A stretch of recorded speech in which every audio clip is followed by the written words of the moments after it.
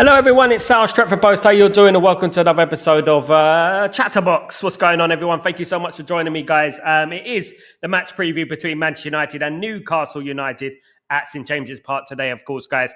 A little bit later than scheduled. Better late than never, isn't it? But guys, thank you so much for joining me today. Please don't forget to subscribe to the channel and smash a like on the video. If you guys could do that for me, that'd be absolutely fantastic. Thank you so much for joining me today, guys. Now, look, we're just going to get into everything Newcastle, Man United, ain't we? And Man United versus Newcastle goes way back. I mean, I go way back. I remember the 90s when we had Newcastle United and the rivalry between Man United and Newcastle was very strong. And of course, we had the Kevin Keegan comments. Oh, I love it if we beat them. I love it. That you remember that? There's ever since then, there's been this little bit of edge between Man United and Newcastle. Since Man United defeated them to the title, with you can't win anything with kids team, of course, including David Beckham, Paul Scholes, Gary Neville, Nicky Butt, of course, guys. And you know what? 1996, what a year, of course, guys. And it was a great time. And Man United and Newcastle United created a great rivalry, which typified the Premier League at that time. And it cannot be forgotten that this rivalry was there before Manchester United's rivalry with Arsenal. You know, it was there before. Obviously, there was Blackburn before Newcastle, and then Newcastle came into the fore, of course, and Newcastle started, of course, the rivalry Man United, which only in theory it lasted a couple of days, of course, guys. It only lasted a couple of days, but it lasted a couple of years. The rivalry between Newcastle and Manchester United, 1995, 96, and 1997, around that time. And it's a tough place to go. It is Man United's one of our kind of bogey teams. But Man United have won a few times, had some big wins at St James's Park, including the 6-2 win. We all remember that, don't we? The last time Man United scored against Newcastle United, it was Cavani who scored against Newcastle United at St James's Park. So, you know what? Better late than never. At least we beat them in the final. That's what I would say. But you know what? Man United need to go out there today and try and win the game. And it's going to be interesting because we're going to see a different team. We're going to see a different, a couple of new players. Hopefully, it's apparent that Harry and Mass will start today, which is very interesting indeed. We're going to get a first glimpse of Harry and Mass. I'm excited about that. I don't know how you guys feel about that, but I'm excited to see some of the young players come through. And it's a difficult game. Are we going to rest some players for Thursday? Are we going to do that? Let's see what happens, of course, guys. Absolutely. Let's holler at Sanjay. What's going on, my friend? I hope you're doing well. Good to see you, my friend. Good to see you. Big up, Kenny. What's going on? We haven't beaten Newcastle since late 2000. Yeah, it's been a long time, man. It's been a long time. Absolutely. Big up, Genghis Khan. What's going on, my friend? Hope you're doing well. Good to see you, mate. Hope you're doing well, bro. Hope you're good. Kenny, Harry and Mass and Bayern, they're starting. Great news. And look. One thing I hope, Kenny and guys, is that this isn't a one-off. I do hope that Bayern starts against Lyon. I doubt it. I highly doubt it. Various outlets are saying that Onana is going to start against Lyon on Thursday, and I think that's out of order. I don't know about you guys, but I do think that Bayern needs a stretch of games, a run of games that, including the game on Thursday, because I truly believe if he played on Thursday, if he played last week on Thursday, we would have won that game. And I feel that Onana cost us dearly. And God forbid, if this game on Thursday goes to penalties, we're going to be looking at that, ain't we? And it could be a huge shift in our history. Do you know what I mean? Just by even drawing that game against Lyon. So hopefully we go out there on Thursday. Tonight is a big game because it obviously adds a little bit of morale, a confidence, moving up that table, which is money, of course, guys. So that is important, in my opinion, that we do win the game today and get a little bit of confidence, get a little bit of morale going on that right there, guys. So we're going to have to wait and see. But today it's a difficult game. I'm not highly expectant. But you know what? I think we're going to see a surprise. We're going to see a surprise today, in my opinion. And I think Man United might actually win the game, guys. Absolutely. Same here, Sal. Bayern should start. Only absolutely. What's the point of resting or dropping Onana, and then play him on Thursday? It defeats the point. Onana's not good enough. It's just as simple as that. We just have to hold our hands up and say, Onana cost us points, cost us problem. He's a problem. Man United need to do, just like they did with Jose Mourinho in 2017, play Romero. We play Bayern there. That's what we need to do. Because at the end of the day, you can see by the way that Harry Maguire cleared that ball the other night that they are not confident in Onana's ability. They're not happy with Onana. And it creates a lot of anxiety. It creates stress. It creates indecisiveness. He's not that goalkeeper to take Man United forward. Man United need a confident goalkeeper. No, there was talk about Suzuki, and I said, this guy is like the carbon copy, the cardboard of Onana. Man United have thrived when we've had two domineering goalkeepers, as I said, and I think we need to do that in the summer, of course, guys, which adds another problem to our string of problems that we have at the moment. We do have Vitek on loan. He could be for free. We can get him back. He's doing pretty well. We also have Kovar with a buy-on option, a sell-on option, of course. I've got buyback clause, should I say, for buying there as well. So for Kovar as well. And Kovar's a very good player, won the Bundesliga with Leverkusen, of course. So I'm looking forward to the summer and see what happens. But we cannot keep Onana in goal at Man United because he's apparently cost us 18 points this season. He cost us a Champions League place last season.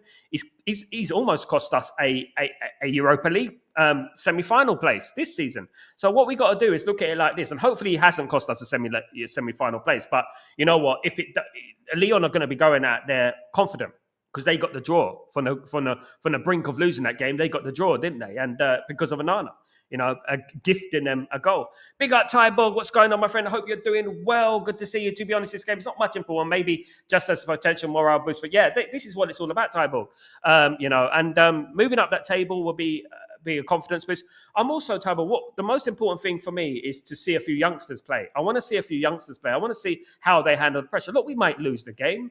That might happen, but I want to see a few youngsters playing in that team. I want them to get that experience, and I'm going to bring up my team lineup in a minute. I'm going to bring that up, and it's going to be very interesting. Let me know. Oh, Helge, what's going on? Long time no see. I hope you're doing well. Hi, mate. Busy working on my new album. I try to drop it in as often as I can.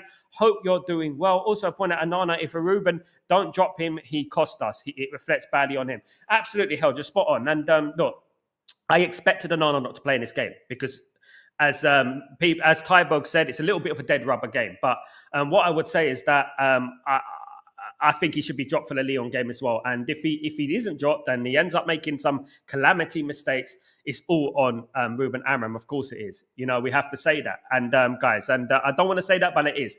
But you know what? We have to change the goalkeeper, definitely. Bayender's also good at penalties. So if God forbid, if it does go down to penalties, you know what I mean? Bayender's better at penalties than Onana is. I mean, we saw Onana against Fulham with the penalties. It's ridiculous. But we saw Bayender against Arsenal and it was brilliant. So rather play Bayender, of course. And good luck with your new album, Helge. Absolutely. I was in the music industry a very long time. Let me know when your album comes out. I'm to be sure to share it, etc. Thank you so much, Helge. Big up. Genghis Khan, Kovar should be solid, safe, cheap option. Absolutely. I think we've got a buyback clause. I'm not 100% how much the buyback clause is, but around 10 to 15 million, around that much. It's not that much. So Man United can get him back, and I think he's a phenomenal goalkeeper. And I cannot fathom how we got rid of him. I really can't imagine how we managed to make that decision. I can't believe it. It was a horrible decision to do. You know what I mean? And buying Onana for 50 million just shows how incompetently run we are, innit? It really does. It's really bad. It's just so incompetent from us. And again, we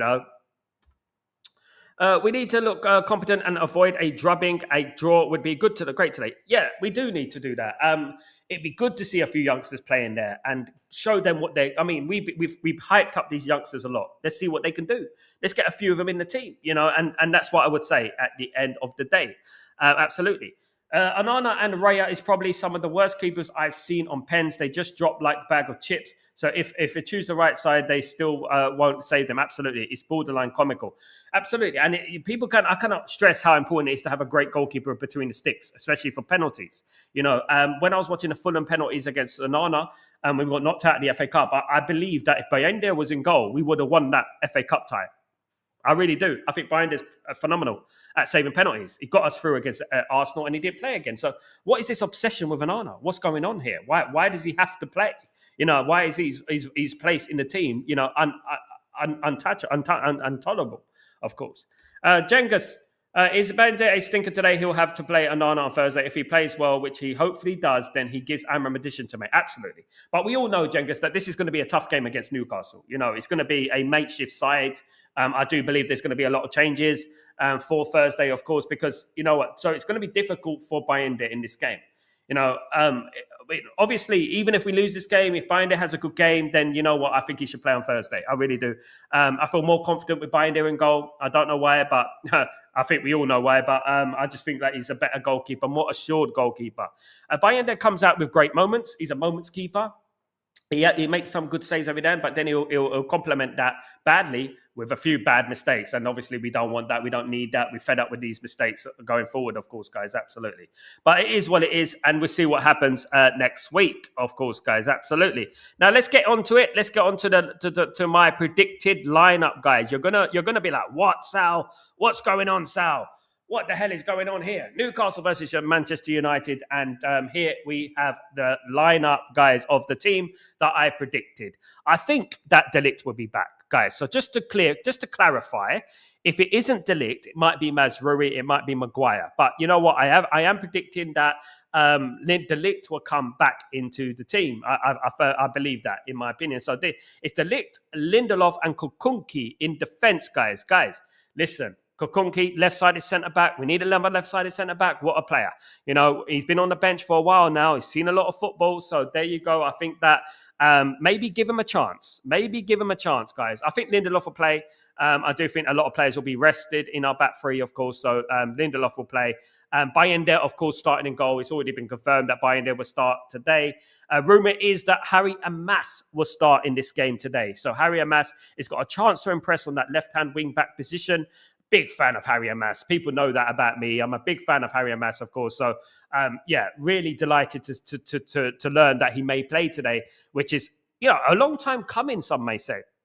I think Ugarte, but is a toss-up between Casemiro and Ugarte. But I think Ugarte will play today alongside Kobbie Mainoo. Kobbie Mainoo is getting back to fitness, so it will be ideal for Kobbie Mainoo to play in this game. He did come on in the last game, of course, against Lyon, but it'd be great for him to start this game to get his fitness back up to level, of course. And guys, Camerson. Camerson is another new kid on the block, of course, coming from the youth team. Camerson is a right wing back who has been jumping leaps and bounds this season.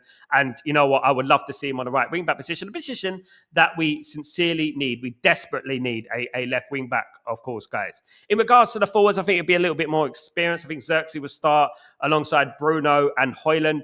I think that will be the team. I think Højlund needs to play because obviously Ruben Amorim wants to get his goal scoring groove in order, of course, because he hasn't scored for a very, very long time. It seems anyway. Well, he did score a couple before the international break, of course, but the international break was pretty bad timing, if we're being fair. But Højlund to start, Xerxes to start as number 10. I think Xerxes works very well alongside Bruno in that position. So that is my predicted lineup. In regards to the score will be Newcastle United 1, Manchester United 2. That is the scoreline I'm going for, guys. I know. I predict every single time that Man United are going to win a game, of course. The last time Manchester United played Newcastle United was this awful game, of course, where we lost 2-0 to Newcastle this season. It was a bad game. Yeah, it was a bad game. I mean, I remember the game starting and then we conceded the goal straight away, didn't we? I remember, and I think it was Isaac who scored the goal. But we need to avenge this. We need to get them back on this one, definitely. I think we'll have more chance winning at St James's Park than we do at Old Trafford. Funny enough, we're just not as strong as we used to be at Old Trafford, of course. When you look at the recent meetings between Manchester United and Newcastle, it hasn't been great. It hasn't been great reading. 2022 was a 0-0. 2023, it was 2-0 to Newcastle. 2023 again, it was 1-0 to Newcastle as well. Excuse me. 2024, we won 3-2 at Old Trafford, and earlier on this season we lost 2-0 at Old Trafford. So the recent record between Man United and Newcastle is pretty dire.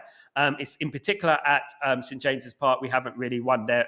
The last time we won there, I think it was under Ole Gunnar Solskjaer. Correct me if I'm wrong.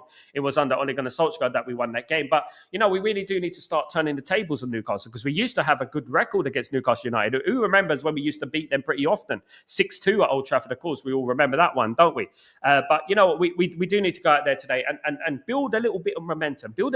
And get the confidence going and the blood flowing, and let's get ready for Thursday, of course, guys. A draw would be a good result for Man United today, even though I'm predicting a 2-1 win for Man United. Some may say I'm a little bit giddy, but I think a draw would be a good result for Man United today, given the circumstances and given the team changes that are expected to happen. You might get a few debuts. You might get a few Premier League debuts today. You're going to see a few Premier League debuts. So that is interesting. Obviously, Bayindir hasn't played in the Premier League yet, so it is his debut. Well overdue, people will say, of course.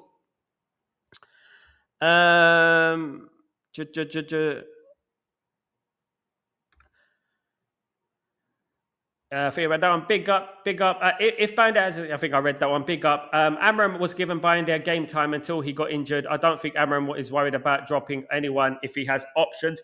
I just feel like he needs to start playing Bayindir now. And if Bayindir gets dropped today, which he is, and he plays against Lyon, I don't think that's going to be fair, regardless what happens today. I really don't, because the amount of mistakes that Onana has made, especially over recent weeks and months, you know what, it's to the point of no return now.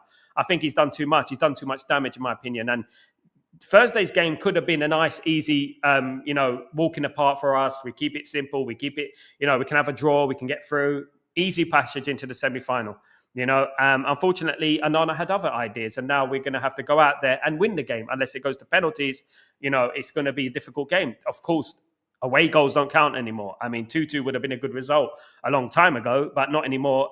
We have to win the game. And Lyon, I think Lyon be rubbing their hands. Lyon are going to play a low block. I do believe Man United will win the game, but we're going to have to wait and see how it plans out. But it's a lot more riding on it now in regards to nerves than it is before, of course. Big up Danny B. What's going on, my friend? I hope you're doing well. Good to see you, mate. Hope you're good. I don't have too much expectation from Bayindir because we all know that the FA Cup game is one-off game, which he pulled out of. But today, I want him to show some glimpse. I do. I want him to show something today, Paul. You know what? Football is all about consistency. And unfortunately, Bayindir hasn't had an opportunity to gain, for whatever reason it is, he hasn't had an opportunity to gain consistency. And I do believe that he deserved a chance in the team after the Arsenal game. He had the man of the match display, as we know, and then he was dropped. And he was dropped for a long time. So he did apparently got injured, but I think it is an opportunity now. If he performs well today and we get a glimpse, as you said there, Paul, if we get a glimpse of Bayindir today, I mean, no better time than to start playing him now, because at the end of the day, no one's place in this team should be guaranteed. No one. And Nana has made a lot of mistakes. As I said earlier in the show, 18 points he's cost Man United this season. It is incredible, to be honest with you. Jengus, Onana has the bozo gene. There's absolutely, there's no cure for it. Absolutely, Jengus. And I said that. It's like Peter Crouch. Trying to teach Peter Crouch, to play like prime Ronaldinho. It's not going to happen, isn't it? It's in the genes. It's not going to happen at the end of the day. And I just don't think he's got it anymore. He's 27. Is he 27, 28? He's not going to get any better. He is what he is, and you're not going to improve him anymore, at the end of the day. And I just feel like he needs to be dropped now. And thankfully, he's not playing today. Completely left out the squad, which is interesting. He was dropped. He needs to be dropped against Lyon. He does. He really does, because he would be expecting to go back into that side against Lyon, regardless. He himself would be expecting to go back into that side. Paul, Rasmus have to be on the bench, and Mount should start today. Good point. It is a little bit of a conflicting one, isn't it, at the end of the day? I think Mason Mount may start today. I think he might start in place of Xerxes, though. But we have to wait and see. I do want Xerxes to get more first-team football. I like him in that number 10 position. It would have been great to rest Bruno, but I don't think he's ever going to rest Bruno. Unfortunately, he plays at Bruno every single game. I do believe that Bruno needs a little bit of a rest. He's been playing every game, isn't he? Apart from, I think the only game I remember him not starting was the Barnsley game when we won. I think it was 7-0, wasn't it? 7-1, 7-0. I think the only game he hasn't started was that one, and even that game he came on as a substitute, of course, guys. Excuse me. But you know what, guys? Looking forward to the game. I will be here for the match watch along, of course, which is going to be exciting. I've never heard of the bozo gene, but it's like always having a mistake in them. David Luiz, but yeah, like David James. You remember David James, the goalkeeper, where he always had that mistake in him, and I think that he has that bozo gene. I mean, I've met characters like that many times in my life who just, they've got that little bit of bozo about them. Got that little bit of a calamity. You can't take them seriously, basically. You try to talk about something serious with them, but they just don't take it seriously. And they're always laughing and giggling. And sometimes I've seen Onana on the pitch before a game, and I've seen him with laughing and giggling and smiling before the game. I just don't agree with that. I don't think he should be doing that before a game, especially the way he's been performing this season, of course. Jengus, a good thing about Binder is that he clearly has confidence in himself. He could be Les Seeley. Of course, Les Seeley, God rest his soul, good goalkeeper. You know, but let me tell you something about football. Jim Leighton was brought to Manchester United by Sir Alex Ferguson from Aberdeen. When Sir Alex Ferguson moved from Aberdeen to Manchester United, Jim Leighton followed Alex Ferguson. Jim Leighton went into this bad run of form, right? And I remember it. And he was letting in some silly goals. He would pound the ball out to the striker. You know, when someone would shoot, he'd pound it straight out to striker, and the striker would tap it in. The same with Les Seeley. Les Seeley played for Man United. He played in the Coca-Cola Cup, as it was known back then, in 1994. And we lost 3-1 to Aston Villa. And I feel that Les Seeley had a bit of a nightmare game in that game, if we're being all honest. And he didn't have that domineering effect that, you know what I mean, a Peter Schmeichel would have had, of course, in that game. And that is where Alex Ferguson sort of thought, no, Les Seeley is not that guy. And you know what? Goalkeeper is a very difficult position to fill. You know, it is very difficult. Look at Taibbi. Taibbi made, let's be honest, guys. The hype about Taibbi, right? The hype about Taibbi made one mistake. And then they never played him again. Well, they played him, but I think we lost to Liverpool 3-2. I think it was, if I'm not wrong. At Anfield, and after that, he didn't really give him a chance. And I feel like if Onana was playing under Sir Alex Ferguson, I think Onana wouldn't be playing anymore either. With the amount of chances, I mean, that goal against, was it Wolverhampton Wanderers at Old Trafford that time, and he just let it slip through his hands. It's been many occasions. I mean, loads of occasions where he's just done a bozo moment and basically cost Man United. And he's cost Man United a lot, guys.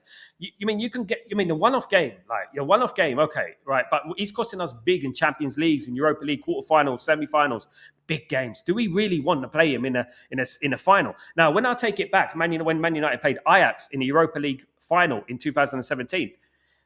He caught flat-footed by Pogba. Pogba kicked it, it deflected, and it looped over Onana. Do you remember? He was caught flat-footed. He was a great goalkeeper. Be ready to adjust his body to get it over the bar. He didn't. He was flat-footed and he couldn't move, and it just lobbed over him. Remember that 2-0 win for Man United in the Europa League final in 2017. And even then, I said that goalkeeper's a bit dodgy, isn't it? Even back then, I was saying it. That goalkeeper's a little bit dodgy. He doesn't look confident to me. Jengas, Maguire has the bozo game. Yeah, he has it as well. A few players over the past have had the bozo gene. Of course, guys. Let me think of some bozo players who had the bozo gene. We played for Manchester United a couple of times, of course. There weren't many. It's more or less down to today, you know, the bozo thing. There weren't many players that I would look at and say, well, God, he's got a mistake in him. You know what I mean? Yeah, there was a few, like, in regards to maybe back in the day, there was that, obviously, a few of them. Bailly, of course, was a bit of a bozo sometimes. There wasn't many, but it's something that we need to remove from the football club, of course. Helge, okay, it goes to private life as well. You can't count on them when they're traveling that they can remember tickets and passports or such.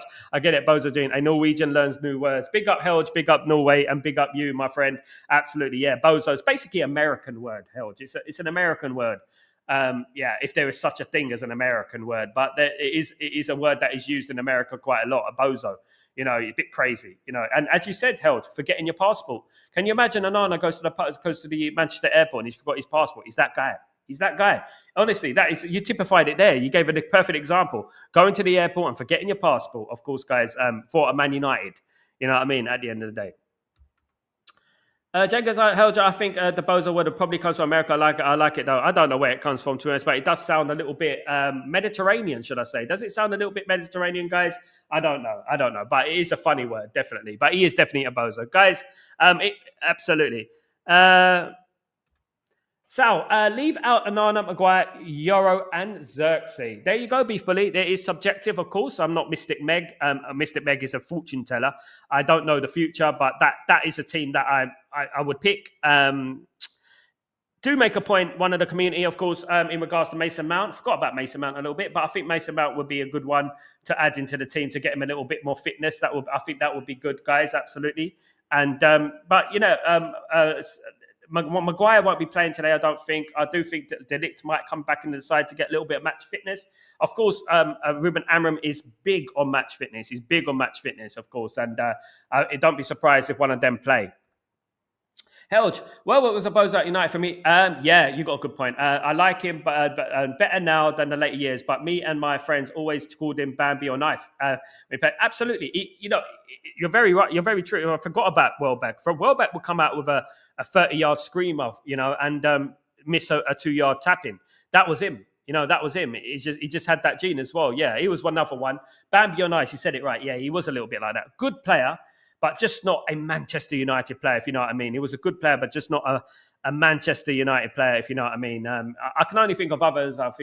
Maybe Luke Chadwick maybe was one of those guys, a little bit of a bozo. Maybe when you think about it, there were back in Alex Ferguson's days in particular, there weren't many bozo players, guys. Absolutely not. That we were very solid and very astute with what we did, of course, guys. Absolutely. Absolutely. But it is only like literally 2 hours away, isn't it? To the game kicks off, guys. I will be live for the watch along, 4 o'clock UK time, guys, 7 o'clock where I am, of course. So don't forget to join me for that, guys. Really appreciate everyone who's joined me today. Really great people, of course, guys. Massive, massive game on Thursday, of course. But this game is a stepping stone for that game, in my opinion. And hopefully Man United gets an element of confidence, an element of... how do you say it? Renewed hope, of course, guys. Well, I do believe that. Not bozos, but legends like Obertan, Bebe, Chris Eagles, Richardson. Yeah, gone but never forgotten. Big up, Sal. Big up, Elge, my friend. Absolutely, Richardson wasn't too bad. I mean, yeah, not good enough for Man United. Chris Eagles didn't really get the chance, but you know what? Decent player. Bebe was a bozo. Obertan definitely was a bozo. Absolutely, Helge. Big up, Helge. Thank you so much. Good to see you again, mate. Good to see you, and good luck with your album, my friend. Then, guys, let me know, Helge, if you want me to promote it or whatever you want, mate. I'll be happy to do that, guys. Thank you, everyone who's joined me today for the match preview, short match preview, but I'm live in an hour and a half, guys. So, guys, come on, United. Let's bring it on. I shall see you for the watch along, guys. Join me there, live in colour. Of course, guys, take it easy. Peace.